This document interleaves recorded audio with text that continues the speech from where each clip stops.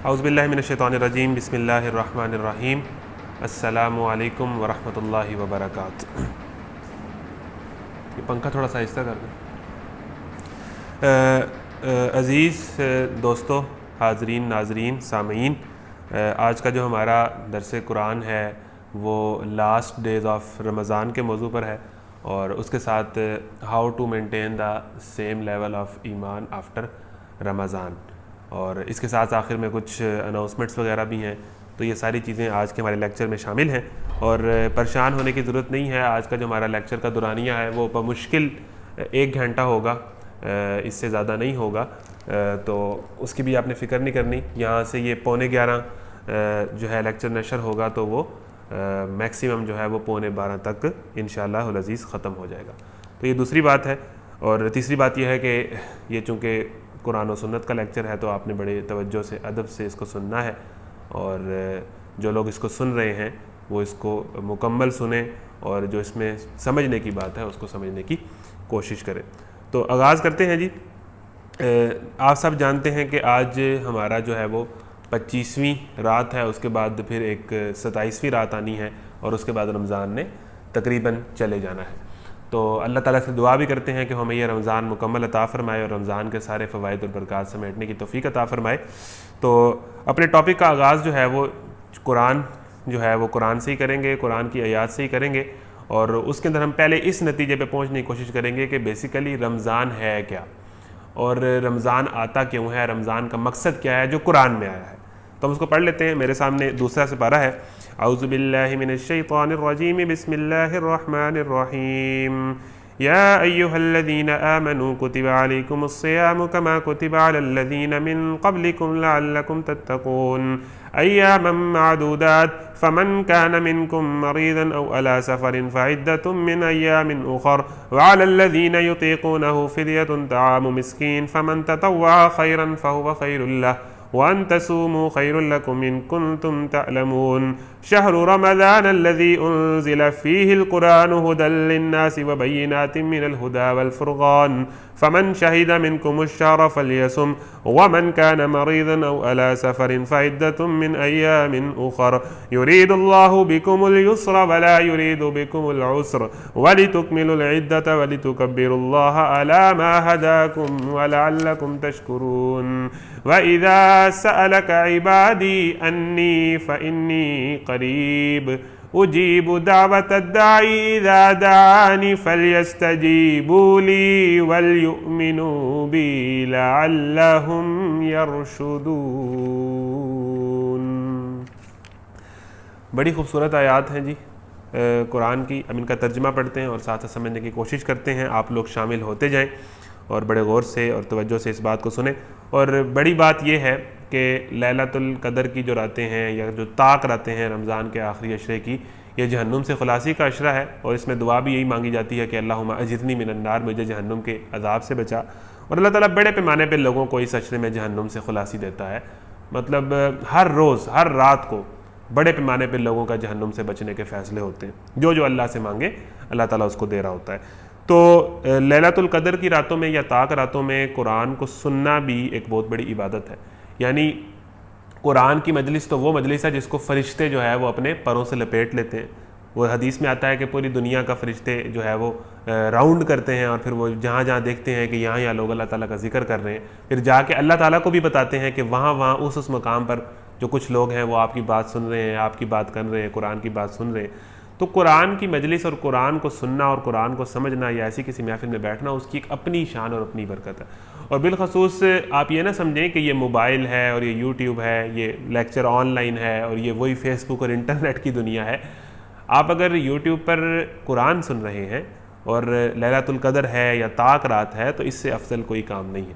तो आप इसको जितनी तवज्जो और अदब और समझने के नीयत से इसको सुनेंगे तो ये बहुत अफजल इबादत है और इसका बहुत मुकाम बुलंद होगा जिस लम्हे में हम ये इबादत कर रहे हैं। तो ये पहली बात है। तो आप इस दरस को सुनना, इस लेक्चर को सुनना, यही समझें कि ये एक बहुत बड़ी इबादत और बहुत अफजल काम है जो इस मौके पे इन लम्हात में हमें करना चाहिए। तो इस टाइम आप सबसे ज़्यादा खुश नसीब हैं, सबसे ज़्यादा अफजल काम कर रहे हैं, सबसे ज़्यादा अच्छा काम कर रहे हैं क्योंकि आप अल्लाह का जिक्र कर रहे हैं, अल्लाह की किताब को सुन समझ रहे हैं। तो आगाज़ करते हैं। ऐ लोगो जो ईमान लाए हो, तुम पर रोज़े फ़र्ज़ कर दिए गए जिस तरह तुमसे पहले अम्बिया के पैरों पर फ़र्ज़ किए गए थे। इससे तवक्को है कि तुम में तकवा की सिफ़त पैदा हो। चंद मुकर्रर दिनों के रोज़े हैं, अगर तुम में से कोई बीमार हो या सफ़र पर हो तो दूसरे दिनों में इतनी ही तादाद पूरी कर ले। अच्छा जी, इस आयत के अंदर बेसिकली रमज़ान क्या है? अब लास्ट डे ऑफ रमज़ान को समझने से पहले हम ये देखेंगे कि रमज़ान है क्या। और ये कुरान की दूसरे सिपारे की ये आयत सूरह अल-बकरा में बता रही है, और यहाँ से 7वां रुकू शुरू हो रहा है इस सिपारे का, कि ए ईमान वालो, तुम पर रोज़े फ़र्ज़ कर दिए गए, कमा कुतिबा अलल्लज़ीना मिन क़ब्लिकुम, जिस तरह तुमसे पहले लोगों पर फ़र्ज़ किए गए थे। हमसे जो पहले अम्बिया के पैरोकार थे उन पर भी रोज़े फ़र्ज़ हुए। अब उनकी टाइमिंग्स और होंगी, रोज़ा जिस तरह का भी होगा। अब आखिरी शरीयत तो अल्लाह के नबी की शरीयत है। क्यों ऐसे किया? लअल्लकुम तत्तकून, ताकि तुम्हारे अंदर अल्लाह का खौफ पैदा हो। That's all. ये 2 लफ्ज़ों के अंदर रमज़ान का सारा मकसद है कि तुम पर रोज़े फ़र्ज़ किए गए, तुमसे पहले भी रोज़ों पे फ़र्ज़ होते रहे लोगों पर, पहली उम्मतों पर।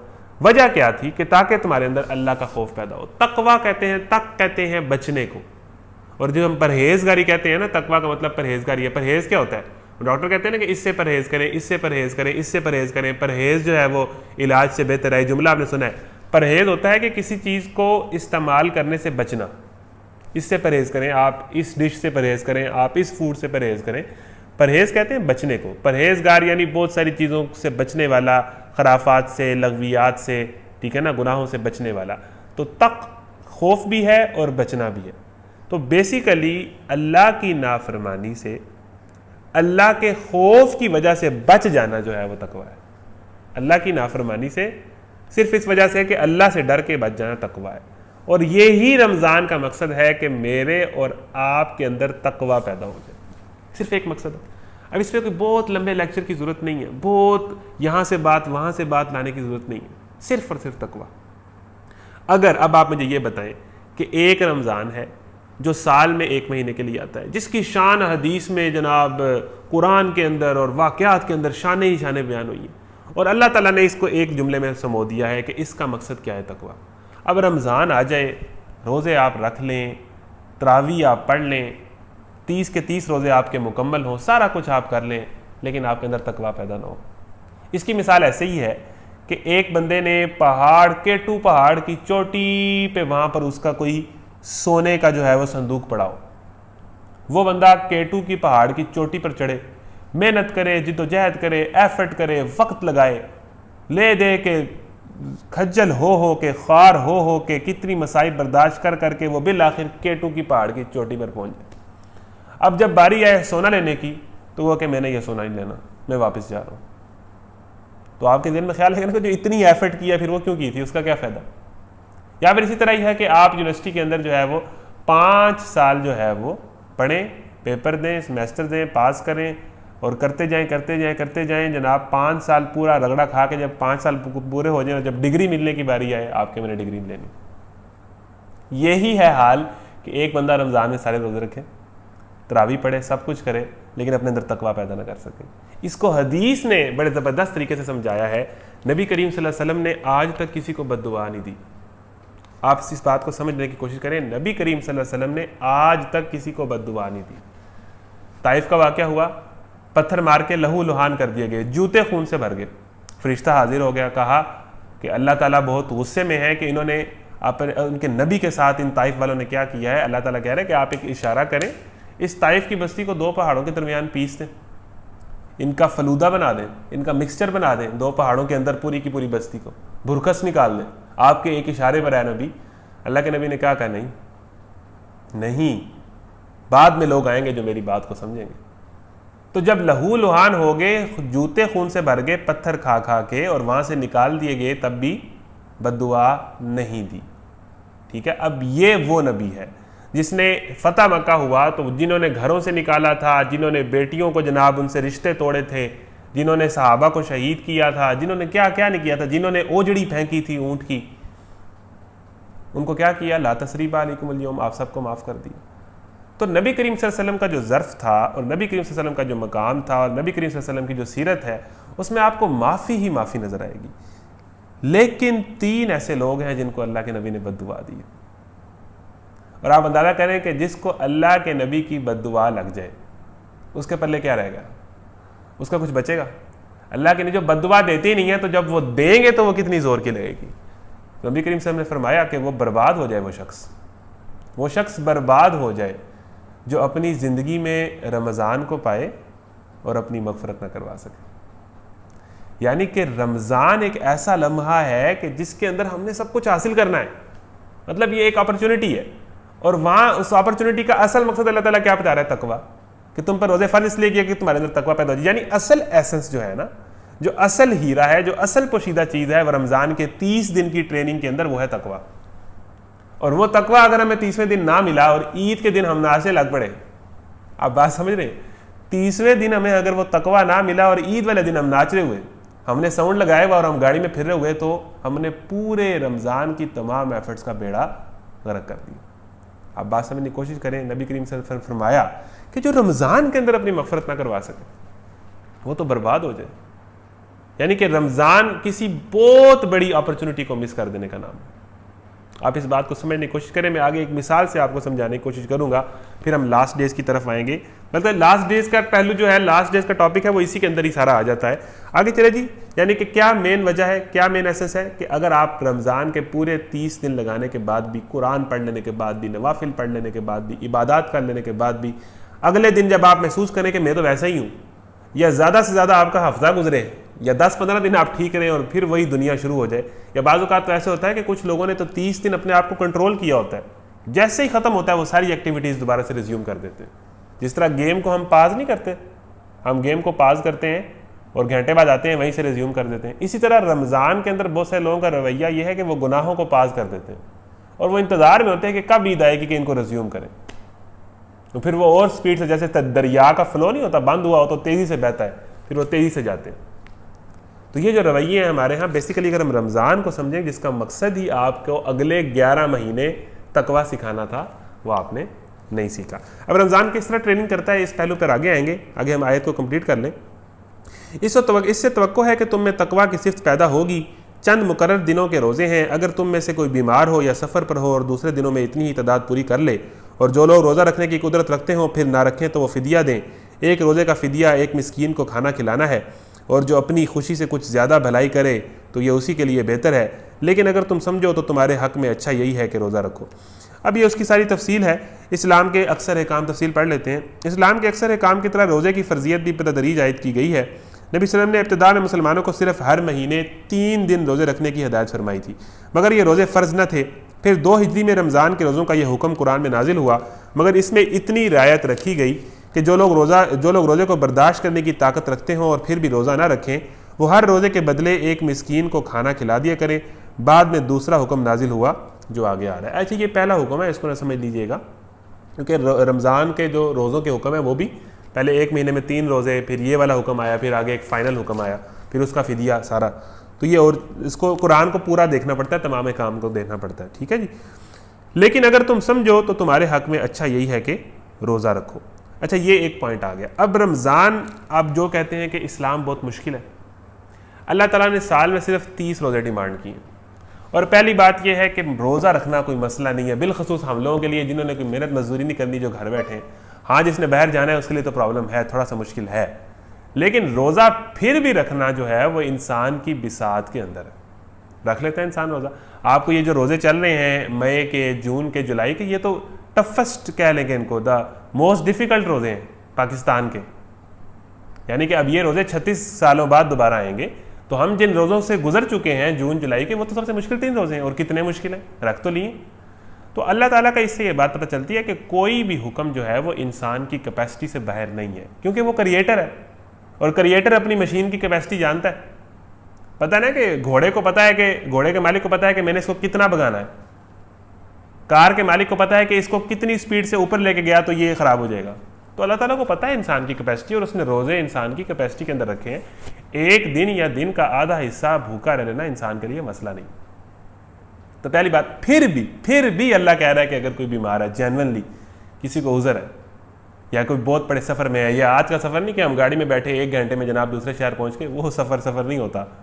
ठीक है ना, या 2 घंटे में दूसरे शहर पहुंच के एसी के अंदर बैठे बैठे, ये तो सफ़र ना हुआ। सफ़र जो होते थे, सफ़र तो फिर बहुत लंबा सफ़र और मुश्किलात वाला सफ़र जिसमें वाक़यातन रोज़ा रखना पॉसिबल ना हो, सफ़र में हो, बीमार हो, तो वो ना रखे, बाद में पूरे कर ले। आगे जो आयत आई है ना, वो आयत ये बताती है कि ये पूरे दीन की बुनियाद उस आयत पर खड़ी है। फ़मन शाहिद मिनकुम अश-शहरा फ़लयसुम वमन कान मरीज़न औ अला सफ़रिन फ़िद्दतुम मिन अय्यामिन उख़र युरीदुल्लाहु बिकुमुल युस्रा वला युरीदु बिकुमुल उस्र। नहीं, यहाँ पर वो आयत नहीं आ गई। अब ये जो आयत है ना, इसे कहा जाता है कि पूरे दीन की बुनियाद इस आयत पर खड़ी है। पूरे दीन की बुनियाद, जितनी भी इस्लामिक फ़िक़्ह है ना, उसकी सारी बुनियाद इस आयत के ऊपर है। और इस आयत को मद्देनज़र रखते हुए इस्लाम के तमाम जो मसाइल हैं वो उलमा निकालते हैं, ठीक है ना। फ़िक़्ह के मसाइल, फ़िक़्ह के मसाइल की जो बुनियाद है वो ये आयत है, युरीदुल्लाहु बिकुमुल युस्रा वला युरीदु बिकुमुल उस्र, कि अल्लाह तुम्हारे साथ आसानी चाहता है, तंगी नहीं चाहता। वली तुकमिलुल इद्दता वली तुकब्बिरुल्लाह अला मा हदाकुम वलअल्लकुम तशकुरून। ठीक है जी। तो अब इस आयत को समझ लें कि अब आप कहेंगे कि जनाब हम 16-16 घंटे रोज़े रख रहे हैं और अल्लाह ताला कह रहा है कि मैं रमज़ान मैंने इसलिए नाजिल किया है, रोज़े इसलिए फ़र्ज़ किए हैं क्योंकि मैं तुम्हारे लिए आसानी चाहता हूँ, मैं तुम्हारे लिए मुश्किल नहीं चाहता। ये कैसी बात हुई? एक हम 16 घंटे भूखे रहें, अपनी ख्वाहिशात को पूरा करने से बचें, खाना पीना भी बंद कर दें, गर्मी बर्दाश्त करें, और वो हुक्म अल्लाह का पूरा करने के बाद अल्लाह कह रहा है मैं तुम्हारे साथ आसानी चाहता था, सख्ती नहीं चाहता था। ये कैसी आसानी है? तो आप इस बात को ऐसे समझें कि जब आपको बहुत सख्त कांटा चुभ जाए, ठीक है ना, और वो कांटा निकल ना रहा हो और आप डॉक्टर के पास जाएं और बिल्कुल कारतूस चला जाए अंदर या कांटा चला जाए, तो जब वो कांटा आपके अंदर से निकालेगा तो क्या आपको तकलीफ नहीं होगी? क्या आपको दर्द नहीं होगी? लेकिन वो डॉक्टर आपका खैर खा है या आपका दुश्मन है, आपको तकलीफ देना चाहता है। वो जो कांटा निकाल रहा है उस टाइम तकलीफ होगी, उसके बाद तो आसानी आसानी है, उसके बाद तो सुकून ही सुकून है। जिस तरह जख्म पर पायोडीन है, तो पायोडीन लगने से तकलीफ होती है, लेकिन पायोडीन लगने के बाद सुकून आ जाता है।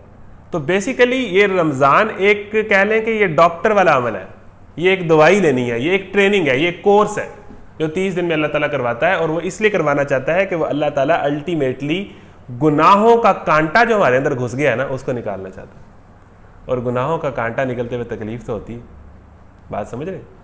गुनाहों का कांटा जब निकलेगा तो तकलीफ तो होगी, लेकिन जब वो निकल आएगा तो फिर सुकून आ जाएगा। हमारे यहाँ हमने जिन मसलों में हम पड़े हुए हैं ना, जिन एडिक्शंस में, जिन गलत कामों में, जिन गलत मिशंस में हम एक दलदल की तरफ फंस गए, इससे निकलने के लिए भारत एक तकलीफ बर्दाश्त करनी पड़ेगी। ये ऐसे आसानी से नहीं हो जाएगा। तो ये बेसिकली गुनाहों का कांटा है, बेहयाई का कांटा, गर्लफ्रेंड्स का कांटा, ठीक है ना, गालियाँ देने की एडिक्शन, उसका कांटा। ये आसानी से तो नहीं है। ये 30 दिन का कोर्स अल्लाह देता है कि आप यहाँ से निकलें, और जब वो कांटा निकलता है तो तकलीफ होती है, लेकिन उसके बाद सुकून ही सुकून है। तो बेसिकली युरीदुल्लाहु बिकुमुल युस्रा वला युरीदु बिकुमुल उस्र कि इसके 2 मतलब हैं। एक तो बात यह है कि अल्लाह ताला के हर हुक्म जो है वो इंसानी कैपेसिटी में है। ये कोई मौत नहीं आ गई, कोई नमाज पढ़ना नामुमकिन बात नहीं है, रोज़ा रखना नामुमकिन बात नहीं है, हज कर लेना नामुमकिन बात नहीं है, पॉसिबल है, मुमकिन है, किए जा सकते हैं, कोई मसला नहीं है। बस उसके लिए एक यकीन की और एक इरादे की ज़रूरत है।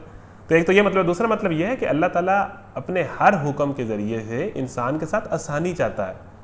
जो भी अल्लाह का हुक्म है, आप पर्दे को ले लें, पर्दा अल्टीमेटली उस औरत के साथ आसानी चाहता है। रोज़े का हुक्म है, रोज़ा हमारे साथ आसानी चाहता है, नमाज हमारे साथ आसानी चाहते हैं। और सबसे बड़ी आसानी क्या है कि मरने के बाद हमारी ज़िंदगी आसान हो जाए। तो अल्लाह ताला का हर हुक्म इंसान के ऊपर जिम्मेदारी नहीं है, बल्कि उसकी बेहतरी के लिए और उसकी आसानी के लिए, एट द एंड, इवेंचुअली। तो ये एक डॉक्टर की तरह का इलाज है। युरीदुल्लाहु बिकुमुल युस्रा वला युरीदु बिकुमुल उस्र, कि अल्लाह ताला इन रमज़ान के पूरे कोर्स से गुजार के तुम्हारे साथ क्या चाहता है? आसानी, मुश्किल नहीं चाहता। बड़ी खूबसूरत आयत है और इस्लामिक फ़िक़्ह की ये बुनियाद है। और अल्लाह ताला, इससे 2 बातें समझ आती हैं कि अल्लाह ताला का हर हुक्म पॉसिबल है और अल्लाह ताला का हर हुक्म हमारी ही बेहतरी और आसानी के लिए। कुतिबा अलैकुमुल क़ितालु वहुवा कुरहुल लकुम व असा अन तकरहू शैअन वहुवा खैरुल लकुम। ऐन मुमकिन है कि एक चीज़ तुम्हारे लिए जो है वो तुम्हें अच्छी लग रही हो लेकिन वो तुम्हारे लिए नुकसानदेह हो, और ऐन मुमकिन है कि एक चीज़ जो तुम्हें बुरी लग रही हो लेकिन वही चीज़ तुम्हारे लिए बेहतर हो। ठीक है ना, क्योंकि वो अल्लाह जानता है, हमें भी जानता है, हमारे मिजाज को भी जानता है, हमारे असल मसाइल का हल क्या है उसको भी जानता है। तो ये दूसरी बात है, और ये दोनों बातें इसके पेश नज़र हैं। अब आप आ जाएं कि रमज़ान हमारी ट्रेनिंग किस तरह करता है, ठीक है ना, और अब लास्ट डेज ऑफ रमज़ान कितने इंपॉर्टेंट है। आप पहली बात ये देखें कि रमज़ान का जो महीना है ना, उसमें आप एक चीज़ नोट करें कि अल्लाह ताला जो 12 से 14 घंटे हैं, पो पटने से लेके जो सहर का वक्त है वहाँ से अफ्तारी तक, अल्लाह ताला हमें हलाल चीज़ों से भी रोक देता है। खाना पीना हलाल है, पानी पीना हलाल है, लेकिन अल्लाह ताला कहता है कि ये 16 घंटे तुम हलाल चीज़ों से भी रुक जाओगे। इसका क्या मतलब है? यानी कि वो अल्लाह जो आपको रमज़ान में हलाल चीज़ों से भी रोक देता है ना, इसका मतलब यह है कि वो इस तरह बंदे को ट्रेन करता है कि जो हलाल से अल्लाह के लिए रुक जाए वो हराम तो पॉसिबल ही नहीं है करे। यानी कि एक अल्लाह जब कह रहा है कि 14 घंटे तुमने हलाल से भी रुकना है, तो इसका मतलब यह है कि हराम का तो फिर चांस ही नहीं है ना, हराम का तो इम्कान ही नहीं है। अब आप उस रोज़े को देखें कि रोज़ा रख के इंसान जो है वो गाली भी दे रहा हो, ग़ीबत भी कर रहा हो, गलत चीज़ें भी देख रहा हो, तो अल्लाह ताला के रोज़े की रूह ये थी कि अल्लाह ताला ने उसको हलाल से भी रोका हुआ था, वो सिर्फ खाने पीने से रुक गया, बाकी सारे हराम काम कर रहा है। तो इस नुक्ते से नुक्ता ये निकलता है कि हलाल से इसलिए रोका है कि एक बंदे की ट्रेनिंग इस लेवल पे अल्लाह कर रहा है कि अगर वो अल्लाह का इतना पाबंद हो जाए कि अल्लाह जब उसे हलाल से रोके तो वो हलाल से भी रुक जाए। तो जो अल्लाह के हलाल से रोकने से हलाल से रुक जाएगा तो हराम का तो फिर चांस ही नहीं देगा। तो बेसिकली हमने जो रमज़ान गुजारा है वो इसकी हम उसकी रूह ही नहीं समझते। एक रूह है तकवा पैदा करना, वो हम महीना अपनी गुनाहों को पास कर लेते हैं और उसके बाद ईद वाले दिन जो है वो सारा कच्चा चट्टा खोल जाता है, हर चीज़ बाहर आ जाती है, सारा पता चल जाता है कि इसने 30 दिनों में किया क्या है। और दूसरी चीज़ जो है जो मैंने अभी आपको बताई कि अल्लाह ताला जो है हमें हलाल से भी रोक लेता है कि इसकी पूरी ट्रेनिंग हो जाए कि भाई हराम का तो फिर चांस ही नहीं है ना, हराम से बचना तो फिर इसके लिए मसला ही नहीं है, ये तो हलाल से भी बच सकता है अल्लाह के कहने पे। तो बेसिकली ये अल्लाह के हुक्म की पाबंदी हमें सिखाता है। फिर उसके साथ साथ गरीबों का एहसास और अफ्तार और ज़कात और फितराना और लोगों को देना और दिल बड़ा करना, ये सारे पहलू इस्लाम रमज़ान के साथ आते जाते हैं। फिर आप रमज़ान की ये फजीलत देखें कि रोज़ेदार के लिए 2 खुशियाँ हैं। एक खुशी कि जब वो रोज़ा अफ्तार करता है, यानी कि जब रोज़ा अफ्तार करने का उसका एक अपना मज़ा है, ज़हाबज़्ज़मा वब्तल्लतिल अरूक वसाबतल अज्र इंशाअल्लाह। और उसके बाद एक रोज़ा की दार की खुशी क्या है कि वो अल्लाह से मुलाकात करेगा। यानी कि अल्लाह ताला को वो बंदा जो उसके लिए कुछ भी कर लेता है, अल्लाह ने कहा ठीक है खाने पीने से रुकना है, हलाल से भी रुक जाना है, रुक जाते। आपने सुना है ना कि नफल का सवाब फ़र्ज तक आ जाता है, फ़र्ज का सवाब कई गुना बढ़ जाता है। रमज़ान में तो एक एक अमल का सवाब डबल 10 गुना 70 गुना बड़ा होता है। इसकी क्या वजह है? फिर उसके बाद रोज़ेदार की जो मुंह की बू है वो अल्लाह ताला के यहाँ कस्तूरी से भी ज़्यादा जो है वो अफजल है। यानी अल्लाह ताला को अपने बंदे के रोज़ेदार के मुंह की बू पसंद है। आप अंदाज़ा करें कि ये एक खुदा की किस हद तक इंसान के साथ मोहब्बत है जो रोज़ा रखता है। फिर रोज़ेदारों के लिए एक जन्नत में अलग दरवाज़ा होगा जिससे वो दाखिल होगा। मतलब एक चीज़ नहीं है। और एक चीज़ जो है वो हदीस बड़ी मशहूर है, मन सामा रमज़ान ईमान व एहतसाबन गुफ़िर लहू मा तक़द्दम मिन ज़म्बी, कि जिसने रमज़ान के रोज़े रखे, लेकिन आगे 2 पॉइंट्स हैं वो हम भूल जाते हैं, ईमान के साथ और अपने एहतसाब की नीयत के साथ। रोज़े रखने की नीयत ये है कि तकवा, कि मेरे अंदर से गलत चीज़ें निकल जाएं, मेरे अंदर से गुनाहों का कांटा निकल जाए, मेरे अंदर से बुराइयां निकल जाएं और उसके नतीजे में मैं अपना एहतसाब कर सकूं। और वो अगर हम 30 दिन में अपना एहतसाब क्या होता है? एहतसाब ही होता है कि हिसाब किताब करना, पूरा जायज़ा लेना कि मेरे अंदर क्या क्या गलत चीज़ है, मैंने इसको निकाल देना। तो जिसने इस नीयत से रोज़े रखे, जिसने इस नीयत से रोज़े रखे कि रोज़े आ गए और सारे रख रहे हैं और मैंने भी रखने हैं और एक रूटीन है, हर साल ही रखते हैं और रमज़ान में चलो 30 दिन गुनाहों से काफ़ी हद तक बच भी जाएंगे, असल चीज़ नहीं है, असल रूह, असल एसेंस आप नहीं पा रहे। जिसने रमज़ान के रोज़े रखे ईमान के लिए, एक तो यह है ना कि ईमान ले आए हैं, अब अल्लाह उसके रसूल पर ईमान ले आए, रोज़े तो रखने हुक्म है। जो अगला पॉइंट है वो है एहतसाब, कि रोज़े इस नीयत से रखे कि मैं अपना एहतसाब करूँगा, मैं अपने अंदर से गलत चीज़ों को निकाल दूंगा, अच्छी चीज़ों को अडॉप्ट कर लूँगा। ये बेसिकली 30 दिन का एक कोर्स है जो अल्लाह ने डिज़ाइन किया हुआ है। और इस कोर्स की खूबसूरती यह है कि इस कोर्स के अंदर अल्लाह ताला दिन में बंदे को हलाल से रुकवाता है, हलाल चीज़ों से, अपनी ख्वाहिशात पूरी करने से, नफसानी ख्वाहिशात पूरी करने से, खाने पीने से रुकवाता है। रात को अल्लाह ताला उसे खड़ा कर देता है इबादत के अंदर। आप चेक करें, इबादत के अंदर खड़ा कर देता है, दिन को हलाल से रोक देता है। एक पूरी ट्रेनिंग है और बंदा इतना बाउंड हो जाता है जो रमज़ान को सही तरह गुजारता है, यानी रोज़ा रखता है, तरावी पढ़ता है, नमाज बाजमात पढ़ता है, उसको तो एक दफ़ा पता चल जाता है, वो पूरे एक कोर्स से गुजरता है। तो दूसरा है एहतसाब, और जिसने इन 2 नियतों के साथ रमज़ान के 30 रोज़े रखे, फिर आगे क्या मिला?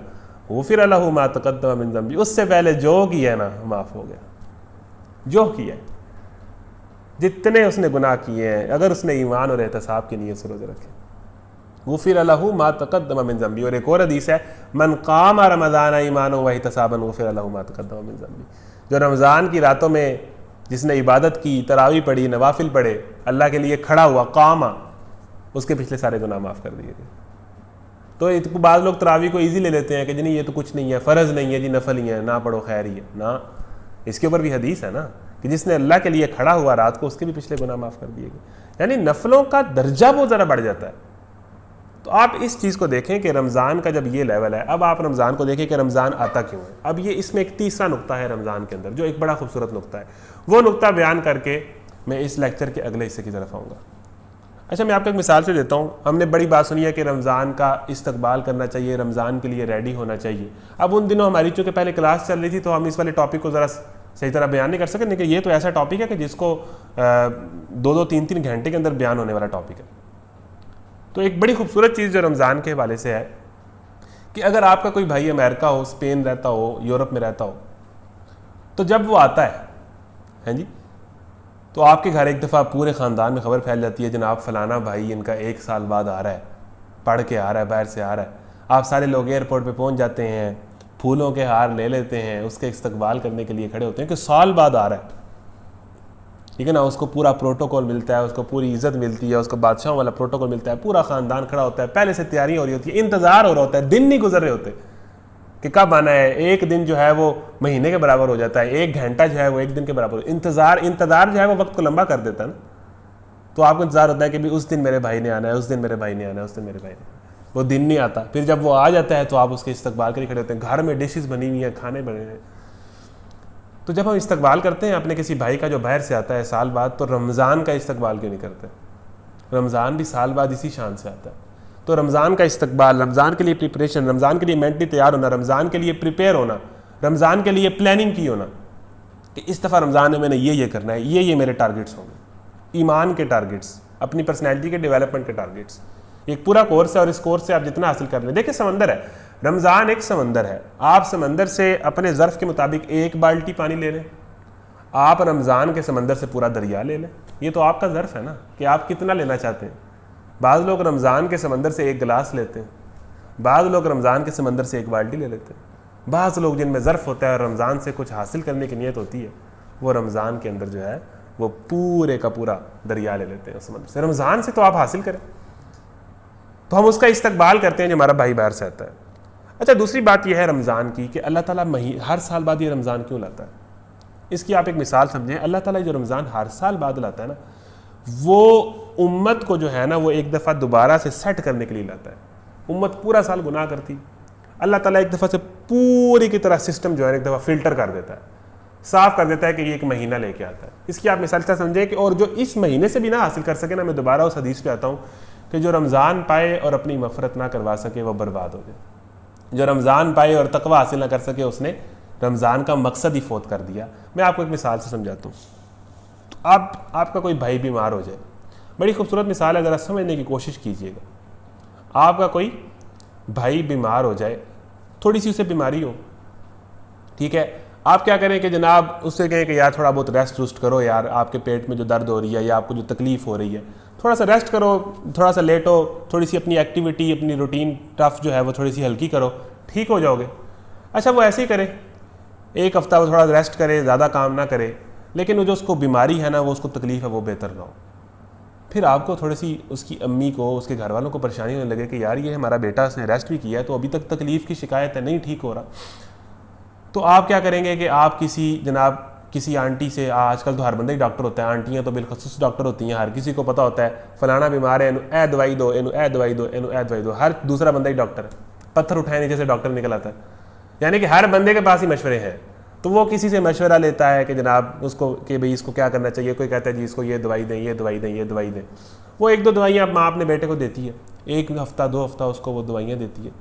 अच्छा, उसको फिर भी आराम ना है, वो कि मुझे तकलीफ़ है और तकलीफ़ ना बढ़ रही है।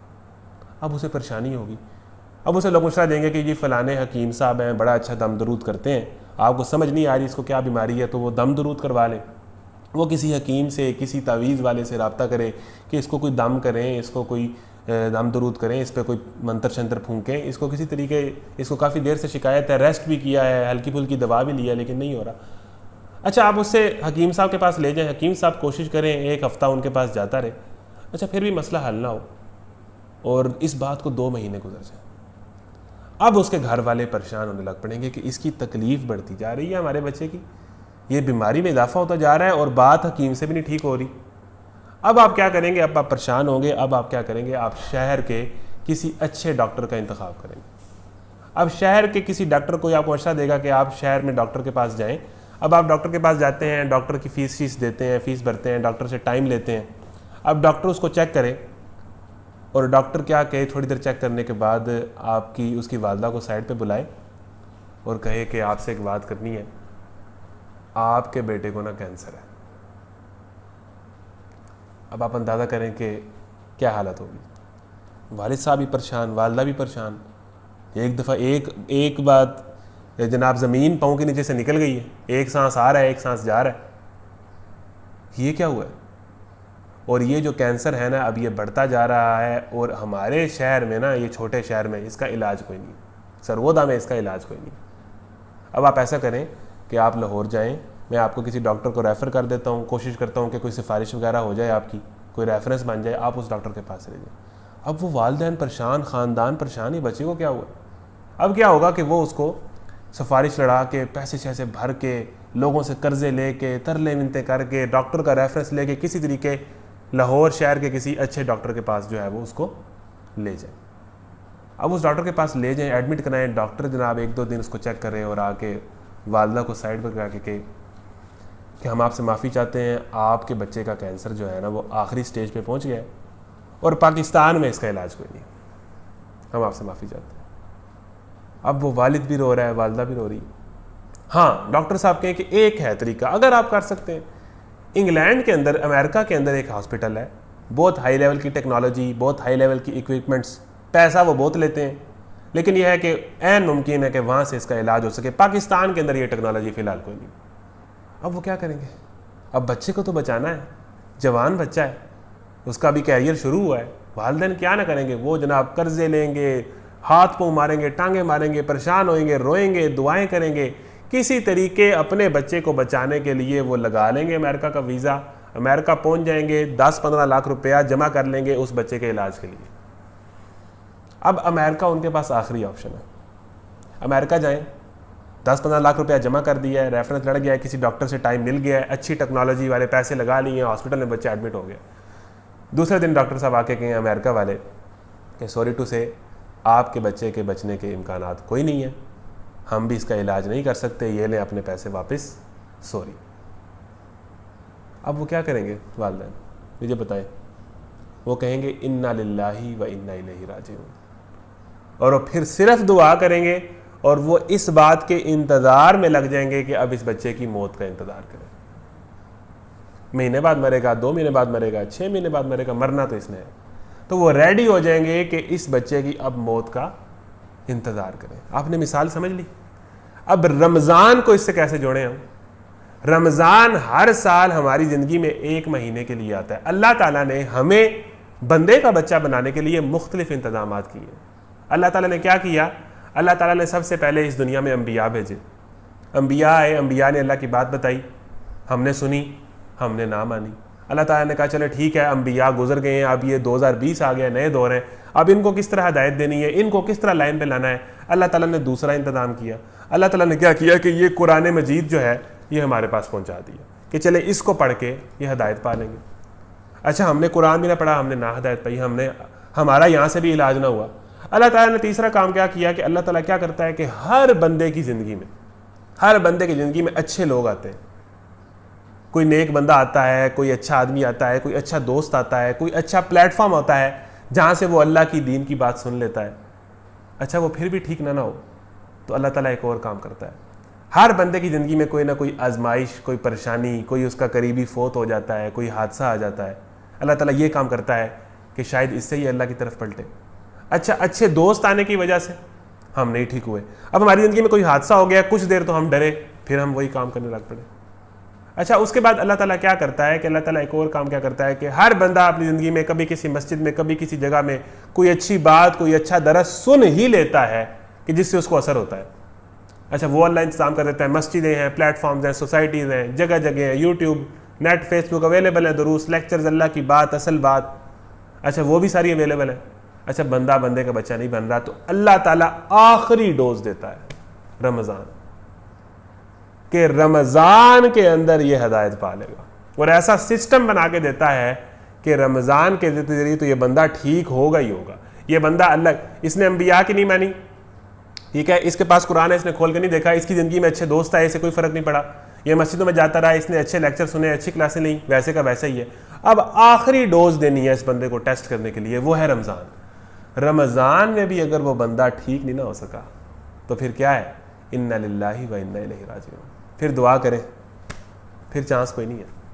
यही हैसियत है रमज़ान की, कि जिस तरह एक बंदे को बचाने के लिए आप पहले खुद कोशिश की, फिर तवीज़ किया, फिर हकीम साहब के पास लेके गए, फिर शहर के डॉक्टर के पास लेके गए, फिर पाकिस्तान के बड़े शहर में गए, फिर आखिरी ऑप्शन आपने बनाई अमेरिका वाली। वहाँ से भी जब जवाब मिल गया ना, तो फिर आपने दुआ की कि या अल्लाह अब इसको सुकून की मौत दे दे। अब कहानी ख़त्म है। रमज़ान की भी यही हैसियत है कि रमज़ान आखिरी डोज है।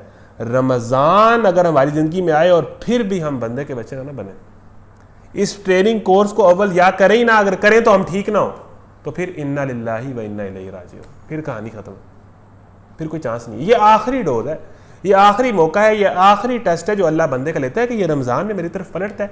और ये है उस हदीस की तफसीर कि बर्बाद हो जाए वो शख्स जो अपनी ज़िंदगी में रमज़ान पाए और अपनी मग़फ़िरत न करवा सके। या अय्युहल्लज़ीना आमनू कुतिबा अलैकुमुस्सियामु कमा कुतिबा अलल्लज़ीना मिन क़ब्लिकुम लअल्लकुम तत्तक़ून, ऐ लोगों तुम पर रोज़े फ़र्ज़ किए गए ताकि तुम तकवा इख्तियार करो। ये है जी दूसरा हिस्सा। अब इस आयत के अगले हिस्से की तरफ आएँ, तो इस हिस्से को पढ़ते हैं, फिर हम इस फ़ौरन पढ़ के हम लेक्चर के इख्तितामी मराहिल पर जाएंगे। आपने मेरे साथ रहना है।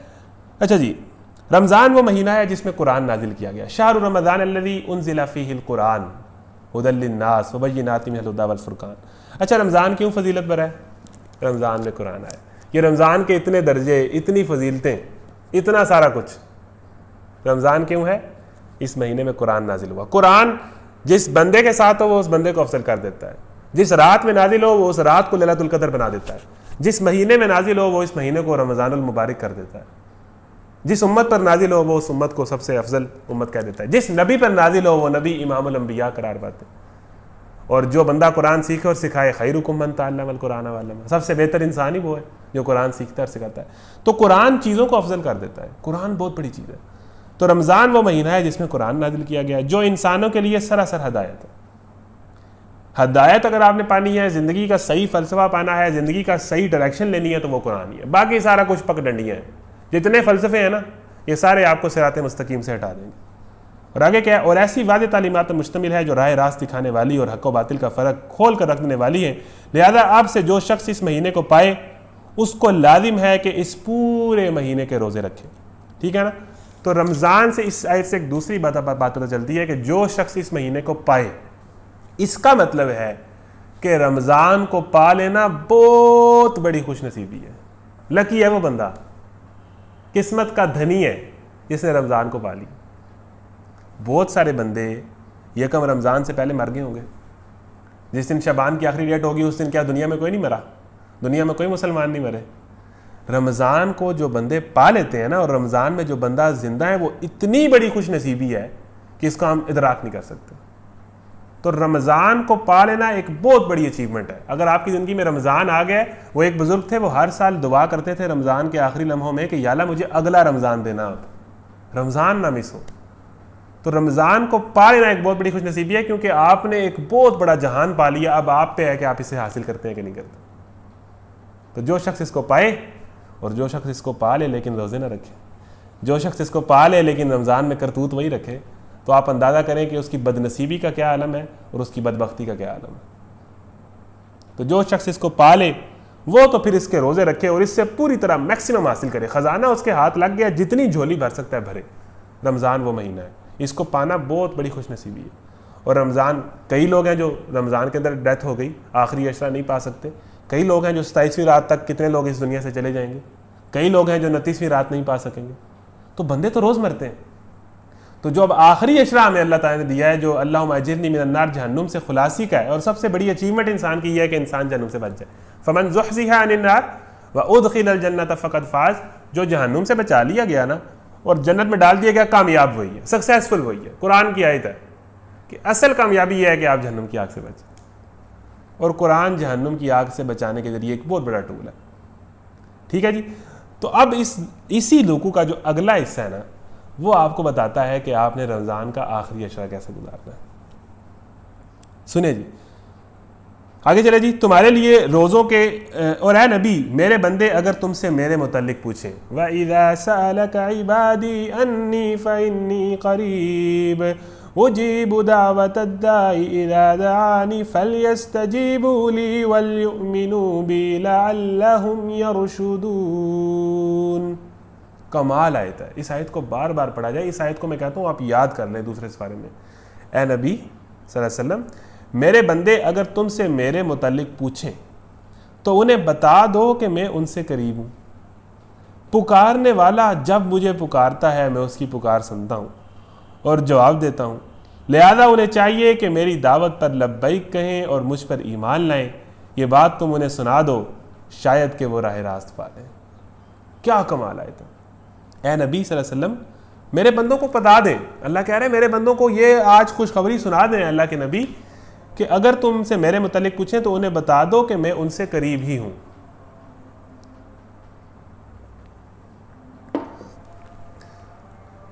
पुकारने वाला जब मुझे पुकारता है मैं उसकी पुकार सुनता हूं। अच्छा जी, टेलेनॉर जैज़ सिग्नल ख़राब हो जाते हैं, व्हाट्सएप पे कॉल नेट के कनेक्शन की वजह से डिस्टर्ब हो जाती है, ठीक है ना। स्काइप पे बाज़ औक़ात रब्ता मुनक़ता हो जाता है, बाज़ औक़ात वीडियो ठीक आती है ऑडियो क्लियर नहीं आता, बाज़ औक़ात ऑडियो क्लियर आता है वीडियो क्लियर नहीं आता। पुकारने वाला जब मुझे पुकारता है मैं उसकी सुनता हूँ। खामोशी से पुकारे, दिल में पुकारे, तन्हाई में पुकारे, पब्लिक में पुकारे, अल्लाह सुनेगा। तो इतनी बड़ी एक्सेस किसी बादशाह तक होना, ये थोड़ी बात है। किसी एमएनए से आप मिल सकते हैं, उसके दफ्तर में जाके मुलाकात कर सकते हैं, आसान है। मुझे बताएं, किसी एमएनए से आप मिल सकते हैं। आगे थोड़ा थोड़ा वजीर से आप कभी ज़िंदगी में वजीर से मिल लें तो आपकी खुशी का आलम ही ना हो। आप जनाब सेल्फियाँ खींचे, स्टेटस लगाएं, पूरी दुनिया को बताएं मेरी आज उससे मुलाकात हुई है। एक थोड़ी सी जो बंदा सेलिब्रिटी बन जाए ना, उससे मिलना आसान नहीं होता, और जो मिल जाए बड़ी अचीवमेंट होती है। और जो पूरी कायनात का बादशाह है उससे क्या एक्सेस है, बस आपने अल्लाह कहना है, उसने सुन लेना। कोई मतलब टाइमिंग है ही नहीं, जब मर्जी जिस टाइम मर्जी पुकारें। ए नबी, इनसे कह दो कि जो मेरे मुतल्लिक पूछते हैं उनसे कहो कि अल्लाह करीब है। अल्लाह तो हर जगह है। नहनु अक़रबु इलैहि मिन हब्लिल वरीद, अल्लाह तो तुम्हारी शाहरक से ज़्यादा करीब है। अल्लाह तो इंसान के दिल में है। अल्लाह तो, और दिल के अंदर वो फिर किसी और बुत को नहीं पसंद करता। अगर आपने दिल में अल्लाह को रखना है तो दिल के अंदर जो दूसरी ख्वाहिशात के बुत है ना, अल्लाह कभी बुतों के साथ नहीं है। अल्लाह तो बुत परस्ती की जो ज़रब है वो अल्लाह है, बुत परस्ती का जो मुतज़ाद है वो अल्लाह है। आप कैसे कह सकते हैं कि आपके दिल में अल्लाह भी है और आपकी छोटी छोटी ख्वाहिशात के बुत भी हैं? अगर दिल में अल्लाह को लाना है तो दिल के अंदर जो बुत है ना, इनको इब्राहीम की तरह ज़रा तोड़ें, फिर अल्लाह मिलेगा। बुतों को तोड़ेंगे तो अल्लाह मिलेगा, वरना अल्लाह नहीं मिलता। तौहीद तो अल्लाह ताला इंसान की शारक से ज़्यादा करीब है। तो इनको कहो कि क्यों परेशान होते हैं? जो डिप्रेस लोग हैं, जो परेशान लोग हैं, उनका तो खुदा है, किस बात की परेशानी? अल्हम्दुलिल्लाह। इन्हें कहो कि अल्लाह करीब है। और दूसरी बात क्या कहो? पुकारने वाला जब मुझे पुकारता है मैं उसकी सुनता हूँ। जब, इसमें बड़ा एक लतीफ़ नुक्ता है, मैं बयान करता हूँ। पुकारने वाला जब मुझे पुकारता है मैं उसकी सुनता हूँ, फल यस्तजीबू ली, और जवाब देता हूँ। और जो लिहाजा उन्हें चाहिए कि मेरी दावत पर लब्बैक कहें और मुझ पर ईमान ले आएँ, शायद कि वो राह रास्त पा लें। अच्छा, दूसरी बात क्या है? अल्लाह कह रहा है कि एक तो मैं करीब हूँ, दूसरा पुकारने वाला जब मेरी पुकार सुनता है मैं उसकी बात सुनता हूँ। नंबर 2, इसको आप इस तरह समझें कि आप एक जगह नौकरी कर रहे हो, ठीक है ना। आप नौकरी कर रहे हो और आप एक ऑफिस में नौकरी करते हैं, आप एक छुट्टी कर लें, बॉस को बताएं ना, लीव ना लें, अगले दिन फिर छुट्टी कर लें बगैर बताए, तीसरे दिन भी छुट्टी कर लें। आपने सुबह जो आपकी 8 बजे से लेकर 2 बजे तक जॉब है, आप करें ही ना। लो सर, आप 10 दिन छुट्टी मुसलसल किए रखें, बगैर राब्ता किए, बगैर बताए, बगैर कोई लीव जमा कराए। 15वें दिन आप जाएं ऑफिस में, बड़ा तैयार शर हो गए ना, शक्ल पे कोजी सी मुस्कुराहट लेके आप ऑफिस पहुंचे हो। तो जब आप बॉस के कमरे में जाएंगे 15 दिन बाद, मुसलसल छुट्टियों के बाद बगैर बताए, क्या कहेगा बॉस? बॉस क्या कहेगा? बॉस कहेगा आप लेने क्या आए हैं? आप करने क्या हैं, आप जाएं प्लीज़, या आपकी फैंटी लगा देगा, या हाइपर हो जाएगा, या आप कहेगा कि तुम अब मेरे सामने आ रहे हो, ये तुम्हारी शक्ल है मेरे सामने आने वाली, जाओ यहाँ से दफ़ा हो जाओ, या आपको फ़ौरन आपका जो है वो आपको डिस्क्वालीफाई कर देगा, आपको डिसमिस कर देगा, ये कहानी ख़त्म। यही होगा ना। 15 दिन बाद अगर आप बगैर बताए, बगैर लीव के छुट्टी करके जा रहे हो, अल्लाह ताला के पास हम साल बाद आते हैं रमज़ान में अल्लाह से माफ़ी मांगने, अल्लाह क्या कहता है, वेलकम, ओए मोस्ट वेलकम, आइए तशरीफ़ लाइए, आपका इंतज़ार था, हमें तो खुशी है कि आप आए हैं। ये कैसा खुदा है कि हम अल्लाह के पास महीनों गुनाह करके जाते हैं, अल्लाह को छोड़ा हुआ है, अल्लाह को भूले हुए हैं, अल्लाह की कोई बात नहीं मान रहे, रमज़ान में अगर याद आ गया तो अल्लाह के पास जाते हैं, अल्लाह क्या कहता है, वेलकम, आए। कोई चीज़ आपको मस्जिद में एंटर होने से रोकती तो नहीं है, कोई चीज़ आपको दुआ करने से रोकती तो नहीं। ये कैसा अल्लाह है कि उसका बंदा जो मर्जी करतूत करके, जब मर्जी, जितने मर्जी गुनाह करके, जब उसको पुकारता है वो कहता है वेलकम, आओ जी। वो कैसा खुदा है, पुकारने वाला जब मुझे पुकारता है, जब मैं उसकी पुकार सुनता हूँ। और तीसरी बात है फलयस्तजीबूली, और जवाब देता हूँ। अल्लाह ताला दुआ को कभी भी आपने ईजी नहीं लेना। ला युरद्दुल क़ज़ा इल्ला दुआ, दुआ तो तकदीरें बदल देती है, दुआ को ईजी नहीं लेना। और अल्लाह एक जूते का तस्मा भी है तो अल्लाह से मांगो, इसका क्या मतलब है कि भाई अल्लाह ताला के इख्तियारात को और दुआ को ईजी ना ले, जो मांगना है अल्लाह से मांगे। हाँ, अब दुआ की कबूलियत है, या दुआ कबूल हो जाती है, या दुआ अल्लाह ताला वो दुआ कबूल नहीं करता। बाज़ लोग बड़ा कहते हैं मैं लैलतुल क़द्र में रोया, मैंने ताक रातों में उसको मांगा, फिर भी मुझको नहीं मिला। देखें, बाज़ औक़ात ऐसे होता है कि एक बंदा आपके लिए बेहतर नहीं होता। मूसा और खिज़र का वाक़या सुना ना, क्या था कि उस एक बच्चे को हज़रत खिज़र अलैहिस्सलाम ने मार दिया क्योंकि वो बच्चा बड़े होकर वालिदैन के लिए बेहतर नहीं था। अब एक बंदे को या किसी को आप दुआओं में बहुत ज़्यादा मांग रहे हैं और वो अगर आपको नहीं मिलता तो आप हौसला रखें, तसल्ली रखें, कोई ऐसी बात नहीं है। इट मीन्स कि वो आपके लिए बेहतर नहीं है और अल्लाह ताला आपको अल्टरनेट देगा, कोई बेहतर देगा। मिसाल के तौर पर मैं अल्लाह ताला से दुआ मांग रहा हूँ, मुझे गाड़ी चाहिए, गाड़ी चाहिए, गाड़ी चाहिए, और अल्लाह को पता है कि ये गाड़ी जब ले लेगा ना, एक तो अपनी औकात से बाहर हो जाएगा, दूसरा ये गाड़ी सीधी जाके रोड पे मारेगा, 3 बंदों की जाने लेगा, ठीक है ना, अपनी गाड़ी का भी कबाड़ा करेगा पहले दिन ही। तो अल्लाह ताला मुझे मोटरसाइकिल दे देगा। अल्लाह ताला बाज़ औक़ात अल्टरनेट देता है और बाज़ औक़ात मोटरसाइकिल नहीं देगा, गाड़ी से कोई बेहतर चीज़ दे देगा। तो ये एक बात ज़हन में रखें कि जब हम दुआ तो करनी ही करनी चाहिए, दुआ या कबूल हो जाती है या दुआ अल्लाह ताला उससे बेहतर अल्टरनेटिव दे देता है, या उस दुआ को अल्लाह ताला आखिरत के लिए महफूज कर देता है। वो हदीस में आता है कि एक बंदा क़यामत के दिन उसकी आयमी मग़फ़रत हो जाएगी, वो कहेगा ये भी मेरी नेकियाँ, ये भी मेरी नेकियाँ, ये भी मेरी नेकियाँ है, अल्लाह जी मैंने ये अमाल तो किए ही नहीं है, ये मेरी तो नेकियाँ है ही नहीं। अल्लाह कहेगा ये वो दुआएं हैं जो दुनिया में तुम्हारी कबूल नहीं हुई थी। तो एक साहबी ने कहा कि मेरा दिल करता है कि मेरी कोई दुआ दुनिया में कबूल ना हो, सारी आखिरत में कबूल हो और मुझे आखिरत में बचा ले जाए। जहन्नुम से बच जाना तो बहुत बड़ी सक्सेस है ना। तो अगर कोई दुआ या तो अल्टरनेट के तौर पर या कबूल हो जाती है या फिर दुआ आखिरत के लिए महफूज भी कर ली जाती है। अल्लाह ताला को पता है ना कि इंसान के लिए क्या बेहतर है, लेकिन दुआ मांगना, अल्लाह ताला दुआ सुनता है, आपके करीब है और फ़ौरन जवाब देता है, कबूल करता है।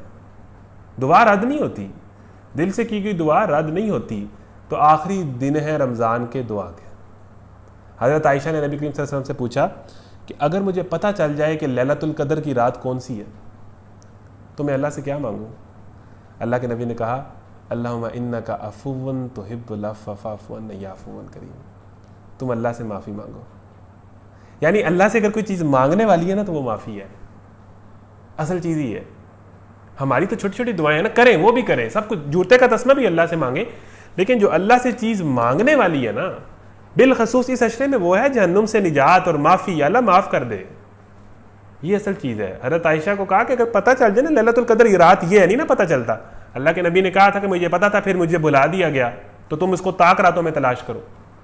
तो अगर पता चल जाए कि ये ताक रात है तो क्या मांगो, अल्लाहुम्मा इन्नका अफ़ुव्वुन तुहिब्बुल अफ़्व फ़अफ़ु अन्नी या अफ़ुव्वुन करीम, ऐ अल्लाह तू माफ़ करने वाला है, तू माफ़ करने को पसंद करता है, मुझे माफ़ कर। असल चीज़ है माफ़ी और मुझे जहन्नुम के अज़ाब से बचा ले।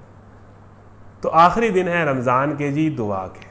और मैं आगे थोड़ा सा चलूँ तो 2 बातें और हैं कि ये जो सहर का वक्त होता है इसमें अल्लाह ताला आता है कि नीचे आते हैं आखिरी आसमान पर और पुकार पुकार के कहते हैं, ये जो फजर से पहले का वक्त होता है, ये जिसको क़यामुल लैल भी हम कहते हैं, रात को क़याम करना, ठीक है ना, और रात के 2-3 बजे तक की इबादत और दुआएं, उस टाइम अल्लाह ताला आखिरी आसमान पर आता है, करीब आता है दुनिया के, और पुकार पुकार के कहता है कि कोई है मुझसे दुआ करने वाला, मैं उसे अता करूं। पुकार पुकार के लोगों, कोई दुआ करने वाला है, कोई है दुआ करने वाला, कोई मांगने वाला है, वो मांगे मैं अता करूं। ये जो फजर से पहले का वक्त है, तो ये तो भाई दुआओं के वक्त है, इस टाइम दुआएं करें। और सबसे बड़ी दुआ है कि अल्लाह से अपने गुनाहों की माफ़ी और अपनी अगली ज़िंदगी ठीक करने का वादा, ये है असल। और रमज़ान में जो मेहनत की है उसको या अल्लाह कबूल फरमा ले और उसके ज़रिए से हमारी जन्नतें और मग़फ़िरत लिख दे, ये असल चीज़ है। फिर एक और हदीस है कि लैलतुल क़द्र, बड़ी सख्त हदीस है, सुन लें। मैं आपको ये बात बताना चाहता हूँ कि लैलतुल क़द्र पे हमारा एक लेक्चर हो गया था, सूरह क़द्र पे, आप सुन भी सकते हैं 30वें पारे के अंदर, कि मा अदराका मा लैलतुल क़द्र, ये तो 1000 महीनों से बेहतर है। इसकी तो 1 मिनट की इबादत जो है वो महीनों में चली जाती है, दिनों में चली जाती है। तो लैलतुल क़द्र बिलखसूस 25वीं, 27वीं और 29वीं, सर आप ये वाली रात तो आप इबादत करें ही करें, आप नफल पढ़े ही पढ़े, इनको मिस ना करें। 27वीं की तो बिलखसूस कोई लम्हा मिस ना करें, 27वीं की रात आप मैक्सिमम इबादत करें। तो एक हदीस है, वो सुन लें, और वो सुन के ज़रा दिल थाम के सुन लें कि एक बड़ी अजीब हदीस है कि लैलतुल क़द्र के अंदर अल्लाह ताला से जो बंदा मांगता है, जो मांगे नहीं फिर क्या है, आप मांगे ही ना, आप लैलतुल क़द्र पे भी कोई फिल्म ही देख रहे हो, तो ये तो देखें जिस जिस जिस जिस महीने में जिस जिस वक्त में नेकियों की फजीलत ज़्यादा होती है ना, उन औकात पे गुनाहों का गुनाह भी ज़्यादा होता है। ये नहीं कि रमज़ान में नेकी है तो उसका बहुत बड़ा दर्जा है, तो रमज़ान में गुनाह का बहुत ज़्यादा गुनाह भी है। ये दूसरा पॉइंट भी पढ़े। और लैलतुल क़द्र की रातों में गफलत जो है, आप देख लें, उसका अंदाज़ा लगा लें कि जहाँ वहाँ इबादत के बहुत बड़े दर्जे हैं, वहाँ पर गफलत के क्या दर्जे होंगे। समझ रहे बात को। तो लैलतुल क़द्र में अल्लाह ताला सारों को माफ़ कर देता है जो उससे माफ़ी मांगता है, सारों को। लैलतुल क़द्र में तो अल्लाह ताला की रहमत का जो है वो समंदर बरस रहा होता है, लेकिन 4 लोगों को माफ़ नहीं करता, फिर भी माफ़ नहीं करता, वो माफ़ी मांगे भी तो। वो कौन से लोग हैं? एक वो शख्स जो शराब का आदी हो, सुनते जाए, हदीस है, लैलतुल क़द्र में भी वो अल्लाह से माफ़ी मांगेगा जो आदी शराबी है, आदी जो पीता है शराब रूटीन में, आदी है शराब का, अल्लाह उसे माफ़ नहीं करता। इससे बात क्या समझ आ रही है कि गुनाह रूटीन में करते रहना और गुनाह की आगे भी नीयत होना और गुनाह छोड़ने का कोई इरादा ना होना और अल्लाह से माफ़ी मांग रहा होना, तो अल्लाह ताला दिल से भी ज़्यादा करीब है, शायद से भी ज़्यादा करीब है। अल्लाह ताला नीयत जानता है, अल्लाह क्यों माफ़ करे? इसका तो इरादा ही नहीं है गुनाहों से बचने का, इसका तो इरादा ही नहीं है तौबा का। तो जो आदी शराबी होगा अल्लाह ताला उसको लैलतुल क़द्र पे भी माफ़ नहीं करेगा। अगला सुने जी, दूसरा वो शख्स जो वालिदैन की नाफरमानी करने वाला हो, बर्बाद हो जाए वो शख्स। एक और बद्दुआ है अल्लाह के नबी की, दूसरा वो जो अपने वालिदैन में से दोनों को या एक को बुढ़ापे में पाए और उनकी खिदमत करके जन्नत हासिल ना कर सके, वो बर्बाद हो जाए। और वालिदैन के नाफरमान को तो अल्लाह ताला दुनिया में भी सज़ा देता है, आखिरत में तो देता ही देता है, दुनिया में भी देता है। तो वो शख्स जो वालिदैन का नाफरमान है, वालिदैन उससे नाराज़ है, वालिदैन को दुख देता है, वालिदैन को तकलीफ देता है, वो लैलतुल क़द्र में माफ़ी मांगेगा, अल्लाह माफ़ नहीं करेगा। तीसरा वो शख्स जो कता रहमी करने वाला और नाते तोड़ने वाला। ये हमने रिश्तेदारों से ताल्लुक़ तोड़े हुए, साल या साल गुजर जाते हैं, बात नहीं होती, ठीक है ना। ताल्लुक़ तोड़ना किसी से, इस तरह दोस्तों के अंदर जो हमारी दोस्तियाँ टूटी होती हैं, मतलब ठीक है, अगर आप किसी से नहीं रखना चाहते तो एटलीस्ट सलाम दुआ तो हो जाए। वो एक आया, उसने मुंह उधर कर लिया, उसने मुंह उधर कर लिया, भाई ये बहुत खतरनाक मामला है। ला यदखुलुल जन्नत काती व रहम, तो कता रहम करने वाला, रिश्तेदारों से ताल्लुक़ तोड़ने वाला जन्नत में दाखिल नहीं होगा। तो तीसरा वो शख्स जो कता रहमी करने वाला हो, अल्लाह ताला उसको माफ़ नहीं करता। चौथा सुने, आखिरी, चौथा वो शख्स जो दिल में कीना रखने वाला हो और आपस में कता ताल्लुक़ रखने वाला हो। जिस शख्स के दिल में किसी बंदे के लिए बुग़्ज़ है ना, देखिए इस दिल के अंदर कुछ गड़बड़ है ना, यहां अल्लाह नहीं आएगा, तौहीद नहीं आएगी। जिस दिल के अंदर कीना और बुग़्ज़ होगा किसी दूसरे शख्स के लिए, अल्लाह उसको माफ़ नहीं करेगा। कि दिल में एक मुसलमान भाई के लिए बुग़्ज़ और कीना और मुझसे माफ़ी मांगते हो, सुन लीजिए जी। तो बेसिकली दिल की सफाई बड़ी ज़रूरी है, साफ़ सुथरा होकर अल्लाह के पास जाए, अल्लाह ताला आपको साफ़ कर देगा। 4 शख्स, आदी शराब पीने वाला, वालिदैन का नाफरमान, कता ताल्लुक़ करने वाला और दिल में किसी के लिए कीना और बुग़्ज़ रखने वाला, इन 4 लोगों को अल्लाह ताला लैलतुल क़द्र में माफ़ नहीं करता। बाकी जो जो माफ़ी मांगे अल्लाह उसको माफ़ कर देता है। तो यह जी लैलतुल क़द्र। और उसके बाद एक और पॉइंट है लैलतुल जाइज़ा, वो है 29वीं रात। और सबसे बड़ा ब्लंडर हम मारते हैं उस रात को। हम क्या करते हैं कि जनाब निकले हुए शॉपिंग पे, चांद रात मनाई जा रही है, हालांकि हदीस में आता है कि लैलतुल जायज़ा ये है कि उस दिन बंदों ने अल्लाह ताला से अपनी मजदूरी लेनी होती है। जो लैलतुल जायज़ा के अंदर अल्लाह के पास नहीं जाता, इबादत नहीं करता, या उस दिन उस रात को कुछ भी नहीं करता, बस वो चांद रात और बस इंजॉय करता है कि रमज़ान ख़त्म हो गया, मगरिब के बाद रोज़े पूरे हो गए। सर उसकी मिसाल ऐसी है कि कोई मजदूर पूरा महीना मजदूरी करे और आखिरी दिन उसने जाके मजदूरी लेनी है, पेमेंट लेनी है कि हाँ जी मैंने पूरा महीना मेहनत की है, अब मुझे इसका रिवार्ड दें। तो जो लैलतुल जायज़ा को इबादत नहीं करता या अल्लाह का जिक्र नहीं करता या अल्लाह से नहीं मांगता, उसका मतलब यही है कि पूरा महीना उसने मेहनत की, जिद्दोजहद की, एफर्ट की और आखिरी दिन उसने अल्लाह से मजदूरी न ली। ये हदीस में है, इसी में आगे आता है कि लैलतुल जायज़ा तो है उस दिन, तो अल्लाह ताला लोगों को आके उनका रिवार्ड देता है कि ये जी आपने 29 दिन लगाए हैं, ये ले रिवार्ड, मग़फ़िरत का रिवार्ड, रहमतों का रिवार्ड, ठीक है ना, बरकतों का रिवार्ड, क्या क्या रिवार्ड अल्लाह ने देने होंगे। तो वो 29वीं रात को अल्लाह ताला से मांगने से वो रिवार्ड, वो मजदूरी मिलती है जो आपने पूरा महीना की। तो लास्ट डेज ऑफ रमज़ान यही है कि ये दुआ के दिन है, दुआ के दिन है, तौबा के दिन है और इस अहद के दिन है कि जो हमने महीने का कोर्स किया है ये अगले 11 साल कंटिन्यू रहेगा। ये है जी रमज़ान का मकसद और ये है लास्ट डेज ऑफ रमज़ान। अब इस दरस का आखिरी पॉइंट है, उसकी तरफ आ जाते हैं। उसके लिए आप खोल लें 19वां पारा, how to maintain the same level of ईमान आफ्टर रमज़ान।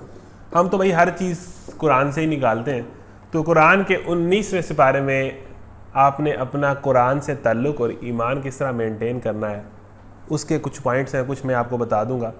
बाकी ये बात ठीक है कि रमज़ान के बाद वो बात नहीं रहती जो रमज़ान में होती है, ये तो एक हकीकत बात है ना, इसको हम डिनाई नहीं कर सकते। रमज़ान बिल्कुल और चीज़ है, बाद में बिल्कुल और चीज़ है, लेकिन एक ईमान को मेंटेन करना एक पॉसिबल चीज़ है, इंसान के इख्तियार में है और उसकी लिमिट अल्लाह ताला ने बताई हुई है। वो मैं उस तरफ आता हूँ। 19वें सिपारा है, उसकी आप आयत खोल लें जी, आयत नंबर 27वीं आ रही है जो सूरत की चल रही है, पहला सफ़ा है, 19वें सिपारे का पहला सफ़ा है। बिस्मिल्लाहिर्रहमानिर्रहीम व यौम यअज़्ज़ुज़्ज़ालिमु अला यदैहि यक़ूलु या लैतनी इत्तख़ज़्तु मअर रसूलि सबीला या वैलता लैतनी लम अत्तख़िज़ फ़ुलानन ख़लीला लक़द अज़ल्लनी अनिज़्ज़िक्रि बअद इज़ जाअनी व काना अश-शैतानु लिल इंसानि ख़ज़ूला वक़ाल अर्रसूलु या रब्बी इन्न क़ौमी इत्तख़ज़ू हाज़ल क़ुरआन महजूरा। ये 3 आयत, ये पढ़े जी। क्या तर्जुमा है जी इनका? उस रोज़ हकीकी बादशाही सिर्फ रहमान की होगी और वो मुनकरीन के लिए बड़ा सख्त दिन होगा। जालिम इंसान अपने हाथ चबाएगा और क्या कहेगा? जिस दिन क़यामत का मंज़र अल्लाह बयान करता है कि उस दिन जो इंसान जालिम होगा, जालिम कौन है? शिरक करने वाला जालिम है, अल्लाह ताला को उसका हक ना देने वाला जालिम है। जालिम तो एक वसी माने में है ना, जो अल्लाह का नाफरमान होगा वो उस दिन अल्लाह ताला की बादशाही होगी। और जालिमों और मुनकरीनों हक के लिए वो बड़ा ही सख्त दिन होगा क़यामत का दिन, और जालिम उस दिन अपने हाथ चबाएगा ऐसे ऐसे। शदीद परेशानी के आलम में ना इंसान की ये कैफियत होती है। जालिम उस दिन अपने हाथ चबाएगा और कहेगा या वैलता लैतनी या लैतनी इत्तख़ज़्तु मअर रसूलि सबीला, काश मैंने रसूल का साथ दिया होता। How to maintain the same level of ईमान आफ्टर रमज़ान, काश मैंने रसूल का साथ दिया होता, काश मैंने जो बातें पढ़ी थी काश मैं उन पर चला होता, काश मैंने जो रसूल की तालीमात थी अपनी तालीमी इदारों में, अपनी यूनिवर्सिटियों में, अपने घर माहौल में, अपनी ज़िंदगी में मैं उनका साथ दिया होता, किसी और का साथ न दिया होता, किसी और को मैं फॉलो ना कर रहा होता, किसी और को मैं सब्सक्राइब न कर रहा होता, किसी और के पीछे ना चल रहा होता। काश, हाथ जब चबा के कहेगा क़यामत का दिन देख के, काश मैंने रसूल का साथ दिया होता। और दूसरी बात क्या कहेगा? हाय मेरी कमबख्ती, काश मैंने फलाने शख्स को दोस्त ना बनाया होता। How to maintain the same level of ईमान आफ्टर रमज़ान। अपनी कंपनियां ठीक कर ले। वो क़यामत के दिन मेंशन है आगे एक और जगह 23वें सिपारे में सूरह साफ़ात में भी उसका जिक्र है कि 2 दोस्त होंगे, एक दोस्त जन्नत में जाएगा और वो दूसरे दोस्त का जो उसका साथ होता था, जो उसका बड़ा दोस्त था, वो उसको अपने सामने जहन्नुम में देखेगा और वो कहेगा कि शुक्र है कि मैं तेरे रास्ते पे नहीं चला। वो उस दिन पुकार पुकार के कहेगा, हाथ चबा कर कहेगा, ज़मीन पे सर पटक पटक के कहेगा कि काश मैंने फलाने को दोस्त ना बनाया होता, उसने मुझे ख़राब किया। मेरी जवानी का बेड़ा गर्क उस दोस्त ने किया, मुझे गलत कामों में, एडिक्शंस में, गलत चीज़ों में उस दोस्त ने लगाया, उस कंपनी ने लगाया, उस माहौल ने लगाया, उस मेरे गैंग ने, उस मेरे स्क्वाड ने मुझे ख़राब किया। ये जो हम गैंग और स्क्वाड और पार्टनर्स इन क्राइम बने हुए हैं ना, क़यामत के दिन बड़ा दुख देंगे ये। काश मैंने फलाने को दोस्त न बनाया होता। आज हम दोस्तियों के लिए करते हैं ना कि तेरी दोस्ती में मैं ये भी कर दूंगा, तेरी दोस्ती में मैं ये भी कर दूंगा। दोस्ती सबसे ऊपर है जनाब, फ्रेंड्स फॉर एवर।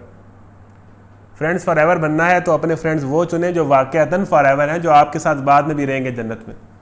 ये फ्रेंड्स तो फॉर एवर नहीं है, ये तो चंद सालों के। तो बड़ा मेन टूल है, कुरान ने बताया है कि नंबर 1 काश मैंने रसूल का साथ दिया होता, नंबर 2 काश मैंने फलाने को दोस्त ना बनाया होता। A man is known by the company he keeps. Sir आपकी कंपनी बुरी है, आपके दोस्तों की, कजन्स की, अगर वो गलत कामों में है और आपका उस कंपनी में उठना बैठना है, पॉसिबल ही नहीं है कि आप अपना ईमान का वो लेवल मेंटेन कर सकें। आहिस्ता आहिस्ता ग्रेजुअली नीचे आएगा। और वही काम अलमरु अला दीन खलीली ही, आदमी अपने दोस्त के दीन पर होता है। हर कोई देख ले कि वो किसको दोस्त बनाता है। दोस्तियां करना और दोस्तों का इंतखाब बड़ा एक मेन फैक्टर और बड़ी अहम चीज़ है इस्लाम के अंदर, कि आपका उठना बैठने के वस्सिर नफ्सका मअल्लज़ीना यदूना रब्बहुम बिलगदाति वलअशी। उन लोगों के साथ अपने आप को काबू में रख, अपने आप को कंट्रोल रख। उन लोगों की कंपनियों में रह जो दिन रात अल्लाह को पुकारते। तो दोस्तों का गुनाहों से बचने वाला और नाफरमानी से बचने वाला होना बड़ा ज़रूरी। तो दूसरा टूल है कि काश मैंने फलाने को दोस्त न बनाया, तो अपनी दोस्तियाँ ठीक करें। उन दोस्तों के साथ उठना बैठना छोड़ दें, या उन्हें कहे कि भाई मैं ये काम नहीं कर सकता, नहीं तो ये इस तरह मैं आपके साथ नहीं रह सकता, ये चीज़ें छोड़ें, फिर हमारी दोस्ती। ये नहीं है कि आप हर किसी से बात ही बंद कर दें। सलाम दुआ उठना बैठना हल्का फुल्का मजाक तो हर किसी से होता है, लेकिन जो दोस्ती होती है, जो बिल्कुल जिगरी दोस्त है, जिसके बंदा साथ टाइम गुजारता है, वो आपका ठीक नहीं है ना सर, आप ठीक नहीं हो सकते। आगे चलें। काश मैंने फलाने शख्स को दोस्त ना बनाया होता, उसके बहकाए हुए आके मैंने वो नसीहत ना मानी जो मेरे पास आई थी। शैतान इंसान के हक में बड़ा ही बेवफा निकला और रसूल कहेगा, ऐ मेरे रब, मेरी कौम के लोगों ने इस कुरान को निशाना तज़हीक बना लिया था। अब उस दिन रसूल कहेंगे, जब वो कहेगा ना काश मैंने रसूल का साथ दिया होता, ओए तेरी वजह से मैं ख़राब हूँ, काश मैंने तुझे दोस्त न बनाया होता। फिर अब रसूल बोलेंगे। रसूल क्या कहेंगे? रसूल कहेंगे, ऐ अल्लाह, हमारी कौम ने भला क्या किया था? इस कुरान को छोड़ दिया था। इल्फाज है, या रब्बी इन्ना कौम इत्तखज़ू हाज़ल कुरान महजूरा। महजूर निकला है हिजरत से। हिजरत क्या कहते हैं? कि किसी जगह को छोड़कर बहुत दूर निकल जाना। हिजर, आप शायरी में लफ्ज़ सुनते हैं, हिजर कहते हैं जुदाई को, हिजरे यार। तो इन्होंने कुरान से हिजरत कर ली थी। एक है कि निशाना तज़हीक बनाया था, एक है कि कुरान से हिजरत कर ली थी। यानी कुरान कहाँ और ये लोग कहाँ? हमारा मुआशी निज़ाम कहाँ, कुरान कहाँ? हमारे यहाँ को एजुकेशन के अंदर जो चल रहा है वो कहाँ और कुरान की तालीमात कहाँ? हमारी ज़िंदगियाँ कहाँ और कुरान कहाँ? इन्होंने तो जनाब कुरान को कहाँ रखा था, इनकी ज़िंदगियाँ कहाँ थी?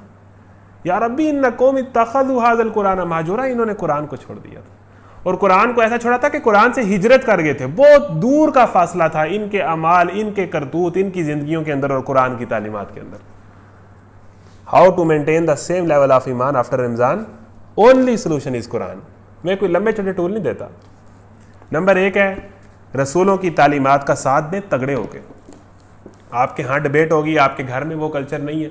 हमें ये होता है ना, लोग क्या कहेंगे, हमें होना चाहिए रसूल क्या कहेंगे।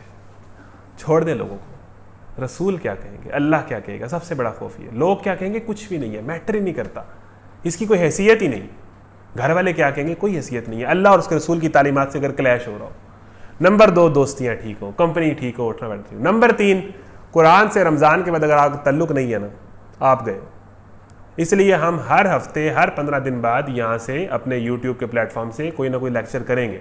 और इंशाल्लाह हमारे पास बड़े बड़े ज़बरदस्त टॉपिक्स हैं, ऐसे ऐसे मज़े के टॉपिक्स हैं। मतलब कई इश्यूज़ जो यूथ के हैं हम उनको एड्रेस करेंगे। हम तो बात कर ही नहीं सके कुरान क्लास के अंदर। अब को एजुकेशन जो है वो एक ऐसा इशू है जिसके ऊपर 1 घंटा 1.5 घंटा पूरी बात होनी चाहिए। इंशाल्लाह हम हर 15 दिन बाद कोई ना कोई एक लेक्चर लाइव किया करेंगे। और अगर आपने कुरान से ताल्लुक़ रखना है तो आप इन टच रहें और आप इन लेक्चर को हर हफ्ते या 15 दिन बाद जो होता है रेगुलरली लें, दोस्तों के साथ लें। यही चीज़ आपको ठीक रखेगी। 3 टूल मैंने बताए। रसूलों की तालीमात का साथ दें, लोग क्या कहेंगे इससे ना डरें, रसूल और अल्लाह क्या कहेगा इससे डरें। नंबर 2 दोस्तियाँ, बड़ी मेन चीज़ है आपका उठना। दोस्ती हमारी इससे भी हो जाती है ना बाज़ औक़ात। दोस्त तो होता है इसके साथ आप ज़्यादा टाइम स्पेंड करते हैं, इसके साथ हम 12-12, 16-16 घंटे स्पेंड करते हैं, जिसके साथ आप वक्त गुजारते हैं। आपकी किताबें, आपके मोबाइल, उसके अंदर क्या चल रहा है, आपका वक्त कहाँ ज़्यादा गुजर रहा है, वो बड़ा मैटर करता है। नंबर 3 कुरान को ना छोड़ें। कुरान वो सहारा है, कुरान वो साया है जो आपको ठीक रखेगा। कुरान वो चीज़ है जो आपको थाम लेगी। कुरान वो चीज़ है जो आपको पटड़ी से उतरने नहीं देगी। ये 3 बेसिक टूल्स हैं। फिर उसके बाद मैंने आपको एक चीज़ बताई थी कि हम क्या करते हैं कि रमज़ान में गुनाहों को पाज कर देते हैं और रमज़ान ख़त्म होते ही रिज्यूम कर देते हैं, वहीं से चल जाते हैं। मेन चीज़ है आपका टिकटॉक के अकाउंट का बंद होना और इरादा होना कि दोबारा ना खोलूँगा। मेन चीज़ है आपने इंस्टा और फेसबुक पे जो गलत चीज़ों को फॉलो किया हुआ है उनको अनफॉलो करना। अगर वो फॉलो है ना तो देखिए रमज़ान के बाद वो जज्बा नहीं होता, और ना रमज़ान के अंदर रोज़ा टूटने का डर होता है कि ये काम कर लिया तो रोज़ा टूट जाएगा, मकरूह हो जाएगा। उसके बाद तो हम आज़ाद से होते हैं ना। तो जब कोई चीज़ सामने आती है, हमारी नीयत ना भी हो ना, तो हम वो कर गुजरते हैं। तो ये बड़ी बुनियादी बात है कि अपने मोबाइल के अंदर से जो गाने हैं ना डिलीट करें। अगर रहेंगे तो आपने तौबा नहीं की। तौबा है वाइप आउट कर देना, कहानी ख़त्म है, कश्तियाँ जला देना। ये तौबा है जो आपने लैलतुल कदर में करनी है, ये तौबा है जो आपने ताक रातों में करनी है। मोबाइल के अंदर गाने अगर सेव है ना तो सर आज नहीं तो कल दिल कर पड़ेगा, कल तो सामने आएंगे। गलत पेज फॉलो किए हुए हैं ना तो सर वो कल आपको अट्रैक्ट कर देंगे, गलत चीज़ आप देख लेंगे। गलत दोस्तों से यारियां और ताल्लुकात हैं और उनके साथ सिलसिले चल रहे हैं तो सर कल आप नहीं कर सकेंगे। तो पेजेस को अनफॉलो करें, गलत अकाउंट्स को बंद करें, गलत दोस्तियों को छोड़ें, कुरान से ताल्लुक़ मजबूत रखें। हफ्ते बाद 2 हफ्ते बाद लाजमी कोई ना कोई लेक्चर, कोई क्लास अटेंड करें। और उसके साथ जो मेन चीज़ है वो सबसे अहम चीज़ है जो मैं आपको बताने लगा, आखिरी टूल जो अपने आप को ठीक रखने का है वो ये है कि हमारे मुख्तलिफ रूप होते हैं। हम यूनिवर्सिटी में और रूप होता है हमारा, घर में और रूप होता है, हमारे मुख्तलिफ सर्कल्स होते हैं। जब हम अपने आप को अनाउंस कर देंगे ना कि हम क्या हैं, फिर हमें लोग उस हिसाब से देखते हैं। एक बंदा ये अनाउंस ही ना करे कि मैं कैसा बंदा हूँ, यानी कि एक बंदा अगर वाज़े तौर पे अनाउंस करे ना, अगर आप दीन की दावत का काम शुरू कर देंगे ना और आप अनाउंस कर देंगे, लोगों को रोकना छोड़ देंगे भाई ये गलत है, ये ना करो, तो कल को जब आप कर रहे होंगे ना तो आप फंस जाएंगे। इंसान का अपने आप को दीन का दाई अनाउंस कर देना और अपने आप को एज अ मुस्लिम अनाउंस कर देना अपनी यूनिवर्सिटी में कि भाई मैं ये बंदा हूँ, मैं कुरान को फॉलो करने वाला बंदा हूँ, मैं मुसलमान हूँ, मैं आपको भी इस चीज़ की तलकीन करता हूँ, ये चीज़ें गलत है। तो कल को जब आप करने लगेंगे ना तो आपको ख्याल आएगा कि मैं क्या कर रहा था। अपने आप को अगर हम अनाउंस्ड मुस्लिम नहीं ना बनाएंगे, अनाउंस्ड मुस्लिम बड़ा अहम नुक्ता है। वमन अहसनु कौलन मिम्मन दआ इलल्लाह व अमिल सालिहन व क़ाल इन्ननी मिनल मुस्लिमीन। ये आयत पढ़ लें कि तुम में से, लोगों में से सबसे अच्छा इंसान वो है जो लोगों को अल्लाह की तरफ बुलाता है, खुद भी नेक अमल करता है और उसके बाद वो कहता है कि मैं मुसलमान हूँ, अपने आप को अनाउंस कर देता है। हमने अनाउंस नहीं किया, हमारे हर जगह रूप मुख्तलिफ है। हम किसी माहौल में, किसी महफिल में, किसी कंपनी में कोई एक्टिविटी कर ले, हमें पता होता है यहाँ कुछ भी नहीं होगा, भाई ये तो अपने ही है, ये तो हमें जैसा भी काम कर लो कुछ नहीं कहेंगे। अगर आप अनाउंस्ड है ना कि आप अनाउंस्ड मुसलमान हैं और आपका नज़रिया हयात ये कुरान है, आप अनाउंस कर देंगे ना अपने दोस्तों के अंदर, अपने कज़न के अंदर, अपनी फैमिली के अंदर, तो फिर वो आपसे एक्सपेक्ट भी यही करेंगे। हम अनाउंस ही नहीं करते, हम अपने आप को अनाउंस करने से डरते हैं कि हम क्या हैं, अपनी आइडियालॉजी को अनाउंस करने से डरते हैं हम क्या हैं। तो कुरान से ताल्लुक़ लाजमी हफ्तावार जो लेक्चर्स हमारे प्लेटफॉर्म से होंगे उनको लाजमी अटेंड करें। नहीं यहाँ से अटेंड करने तो कहीं और से कर लें, मैं आपको ज़बरदस्ती नहीं लाना चाह रहा, लेकिन कुरान को छोड़ देने से आहिस्ता आहिस्ता 15, 20, 30 दिन बाद कहानी ख़त्म। तो कुरान रसूलों की तालीमात का साथ दें, अपनी कंपनी में, अपने माहौल में, अपने घर में बात करें। जब आप बात करने लग पड़ेंगे तो हिम्मत मिलती जाएगी। बुरे दोस्तों से बचें, बुरे अकाउंट से बचें, बुरी चीज़ों को अनफॉलो करें, बुरी चीज़ें जो आपके मोबाइल में हैं उनको डिलीट करें, और जो बुरे रिश्ते जो आपने किसी से चैटिंग चल रही है और रमज़ान के अंदर रोकी हुई है ना, ऐसे नहीं होता। ये गुनाहों के रास्ते हैं, तेरी यादों के रास्ते की तरफ एक कदम भी नहीं बढ़ूंगा। दिल तड़पता है तेरे ख़त पढ़कर, अब तेरे ख़त नहीं पढ़ूंगा। ये गुनाहों के रास्ते हैं, ठीक है ना। ये हमने रखे हुए हैं कि कुछ देर के रोका हुआ, फिर वही ख़त्म करें, कश्तियाँ जलाएं, फिनिश करें, वाइप आउट करें, मोबाइल से निकाल दें, अनफॉलो करें, डीएक्टिवेट करें। ये है वो तरीक़ाकार जो आपको इस चीज़ से बचाते हैं। नहीं तो उस चीज़ को बस रोके रखना और वो पास ही होना, तो कल को दिल कर पड़ेगा। तो ये वो आयात हैं जो हमें बताती हैं कि how to maintain the same level of ईमान आफ्टर रमज़ान। और आखिरी चीज़ है वाबुद रब्बका हत्ता यातियकल यकीन। लिमिट सेट कर दें कि मैंने कब तक नेक रहना है। हम कहते हैं कि ये 10 दिन मैंने ऐसे गुजारने हैं, ये रमज़ान मैंने ऐसे गुजारना है, ये वाला महीना मैंने ऐसे गुजारना है। अल्लाह क्या कहता है? अल्लाह की बंदगी करो जब तक मौत ना आ जाए। आपने लिमिट रखी हो मौत तक मैंने इस कुरान के मुताबिक ज़िंदगी गुजारनी है, ये आप तय कर लें, ये आप फैसला कर लें। ये है असल बात, जो आपकी लिमिट आपकी क्या है कि मरते दम तक ही करना है, बस अब यही है और कुछ नहीं। वाबुद रब्बका हत्ता यातियकल यकीन, ये वो चीज़ है जो हमारा ईमान का लेवल जो है वो मेंटेन कर सकती है। सबसे ज़रूरी मैं फिर कहूँगा कि कुरान से ताल्लुक़, कुरान क्लासेस, कुरान के लेक्चर को लेना, कुरान को पढ़ते रहना, हफ्ते से ज़्यादा बिल्कुल कुरान को छोड़ देना, आहिस्ता आहिस्ता आप उसी दलदल में जाएंगे। तो ये बेसिक चीज़ें हैं। मुसलसल अपने पर वर्किंग और फोकस, अपना जायज़ा एहतसाब डेली के हिसाब से हमारा ईमान का लेवल मेंटेन रखेंगे इंशाअल्लाह ताला। बाकी आखिरी चीज़ दुआ है, मुसलसल दुआ कि अल्लाह ताला मुझे ईमान पर चला, ईमान के रास्ते पर चला। अल्लाह से दुआ हर अमल के अंदर बड़ी ज़रूरी है। वही दुआ जो यूसुफ ने की थी गुनाह से बचने के लिए, तो अल्लाह ताला ने बचाया था। वाखिर दावाना अल्हम्दुलिल्लाह रब्बिल आलमीन। अल्लाह में अमल की तौफीक दे। आखिरी बात यह है कि आपने हमारे साथ हर हफ्ते या 15 दिन बाद हमारे यहाँ यूट्यूब से लेक्चर्स होते रहेंगे, लाइव लेक्चर्स होंगे, आप इनको लेते रहें। मुख्तलिफ इशू हैं नौजवानों के, यानी कि मुख्तलिफ इशूज़ आते हैं, उन पर डिबेट हो पड़ती है। पिछले दिनों मेरा जिस्म मेरी मर्ज़ी का इशू चला रहा, उससे पहले जो है वो कोई और इशू चल रहे, तो उसके ऊपर जो सही रहनुमाई है कुरान से, इस्लाम से, वो नहीं होती हमारी यूथ की। तो जो भी करंट इशूज़ मुल्क में चल रहे होंगे, हम उसके ऊपर भी लेक्चर्स और सेमिनार्स करेंगे। इसी तरह जो है कई इशूज़ जो है वो कॉम्प्लेक्स है हमारी यूथ के अंदर, कई तरह का होता है, उसके ऊपर बात करेंगे। फिर उसके बाद को एजुकेशन है, उसके ऊपर बात करेंगे। कई हॉट टॉपिक्स हैं जो यूथ के हैं और उनके ऊपर डिटेल में। कुरान क्लास में तो हमने ज़िमनन और आहिस्ता आहिस्ता और थोड़ी थोड़ी बात की, लेकिन हम एक टॉपिक को सिलेक्ट करके उस पर, अर्तुरुल सीरीज़ आजकल बड़ी चली हुई है, उसको देखना चाहिए, नहीं देखना चाहिए, देखना है तो उसके क्या फ़ायदे हैं, ना देखेंगे तो क्या नुकसान हैं, इसके ऊपर एक पूरा एक सेशन बनता है। तो हम हर महीने, हर हफ्ते, हर 15 दिन बाद एक ना एक घंटे, 1.5 घंटे का सेशन करते रहेंगे और उसमें हम डिटेल एनालिसिस करेंगे हर इशू का। आप भी हमें इशूज़ बता सकते हैं, हम उन पर भी बात करेंगे इंशाल्लाह। तो आप इन टच रहें और इस चैनल के साथ वाबस्ता रहें। अपने नौजवानों को भी इस चैनल को सब्सक्राइब करें ताकि आपका हमारे साथ रब्ता रहे। अल्लाह ताला से दुआ है कि वो हमें कुरान को समझने और इस पर अमल करने की तौफीक अता फरमाए और रमज़ान में अपनी मग़फ़िरत करवाने की तौफीक अता फरमाए और लैलतुल क़द्र से ज़्यादा हासिल करने की तौफीक अता फरमाए। व आखिर दावाना अल्हम्दुलिल्लाहि रब्बिल आलमीन। अस्सलामु अलैकुम व रहमतुल्लाह।